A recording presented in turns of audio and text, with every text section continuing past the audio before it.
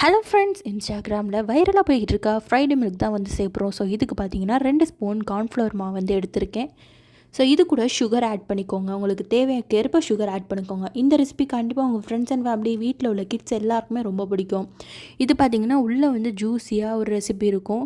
உள்ளே வந்து கேக்கு மாதிரி நல்லாயிருக்கும். மேலே பார்த்திங்கன்னா நல்லா வந்து கிறிஸ்பியான ஒரு இது இருக்கும் அவுட்லைன் பார்த்திங்கன்னா. ஸோ இந்த மாதிரி ரெசிபி சூப்பராக இருக்கும். கண்டிப்பாக ட்ரை பண்ணி பாருங்கள். ஸோ இது கூட பாலை வந்து ஊற்றிக்கலாம். ஸோ இதை பார்த்திங்கன்னா நல்லா வந்து மிக்ஸ் பண்ணிவிட்டுக்கோங்க. கட்டி இல்லாமல் நல்லா வந்து கரைச்சி எடுத்துக்கோங்க. ஸோ இதை வந்து பார்த்திங்கன்னா லோ ஃப்ளேமில் வச்சு கிண்டி விட்டுக்கிட்டே இருங்க, இல்லைனா பிடிச்சி போயிடும். ஸோ இருக்க ஸ்மூத்தியாக பேஸ்ட்டு மாதிரி வந்துடும். ஸோ இந்த மாதிரி கிண்டி விட்டுக்கிட்டே இருந்தீங்கனாலே உங்களுக்கு இருக்க கொஞ்சம் கொஞ்சம் அப்படியே ஜெல்லி மாதிரி அழகாக திக்காக க்ரீமியாக வந்துடும் உங்களுக்கு. ஸோ அவ்வளோதான், நம்மளுக்கு ரெடி ஆகிடுச்சு. இந்த மாதிரி வந்து ஸ்டவ் ஆஃப் பண்ணிக்கலாம்.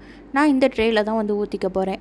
ஸோ அப்போ தான் எனக்கு கேக்கு மாதிரி அழகாக கட் பண்ண வரும். ஸோ இதே மாதிரி ட்ரே இருந்துச்சுன்னா அதை ஊற்றிக்கோங்க. இல்லைனா பார்த்து பிளேட்டு இந்த மாதிரி நல்லா ஒரு கனமான பிளேட்டில் ஊற்றிக்கலாம். இது பார்த்திங்கன்னா நல்லா ஆறுனதும் ஃப்ரீசரில் வச்சுருங்க 2 மணி நேரம். ஸோ நல்லா 2 மணி நேரம் ஆகட்டும். ஸோ அதுக்கப்புறம் பார்த்திங்கன்னா நம்ம வந்து மைதா மாவு கொஞ்சம் எடுத்துக்குவோம். அது கூட வந்து பிரெட் க்ரம்ஸும் அரைச்சி வச்சுக்கோங்க. பிரெட் க்ரம்ஸ் இல்லைனா பிரெட் க்ரம்ஸ் இல்லை ரஸ்க்கு கூட நீங்கள் வந்து அரைச்சி வச்சுக்கலாம். ஸோ எல்லாமே ஒன்று தான். ஸோ இந்த மைதா மாவு பார்த்திங்கன்னா தண்ணி ஊற்றி நம்ம கட்டி இல்லாமல் எடுத்து வச்சுக்குவோம். ஸோ இந்த மாதிரி கட்டி இல்லாமல் நல்லா இந்த ஒரு பக்குவம் வந்துடணும். ஸோ இது பாட்டுக்கு இருக்கட்டும். இங்கிட்ட நம்ம பிரெட் க்ரம்ஸும் பார்த்திங்கன்னா ரெடி பண்ணிக்கிட்டோம். ஸோ இது 2ம் தான் நம்மளுக்கு மெயினாக தேவை இப்போ. ஸோ இது பார்த்திங்கன்னா நம்மளுக்கு கிடச்சிருச்சு. 2 மணி நேரத்துக்கு அப்புறம் பார்த்திங்கன்னா நல்லா அழகாக ஜெல்லி மாதிரி வந்துருச்சு. உங்களுக்கு வீடியோவில் பார்த்தாலே தெரியும். ஸோ இதை வந்து நம்ம கேக்கு மாதிரி உங்களுக்கு என்ன அளவுக்கு கட் பண்ணணுமோ கட் பண்ணிக்கோங்க. நான் பார்த்திங்கன்னா இதே வந்து ஒரு 3-4 பீஸாக வந்து போட்டுக்கிட்டேன்.